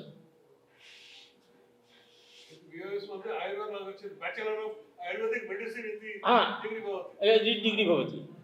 आयुर्वेदिक डिग्री अस्ति तर्हि सः 5 वर्षैः आयुर्वेदम् अधीत्य अस्माकं विश्वविद्यालयतः गच्छेत्। यथा अन्येषु आयुर्वेद महाविद्यालयेषु छात्राः BA-MS कृत्वा सर्वकारीयवृत्तिषु आयान्ति, किन्तु ज्ञानं तेषां न भवति। किन्तु अस्मदीयाः ये छात्राः ते प्राक्शास्त्रीं कृत्वा 5 वर्षाणि यावत् आयुर्वेदम् अधीत्य ते यदा BA-MS भूत्वा सम्पूर्ण जगति आगमिष्यन्ति तर्हि तेषां महत् सौष्ठवं स्यात्। ते वस्तुतः वैद्याः भवेयुः इति प्रस्तावः मन्त्रालयैः स्वीकृतः, आयुष द्वारा स्वीकृतः। अग्रिमसत्रात् एतादृशस्य पाठ्यक्रमस्य केन्द्रीय संस्कृत विश्वविद्यालये अध्ययनाध्यापनं भविष्यति, अस्मिन् पाठ्यक्रमे प्रवेशः भविष्यति इति अस्माकं कुलपतिमहोदयानां दूरदृष्टिः चातुर्यं च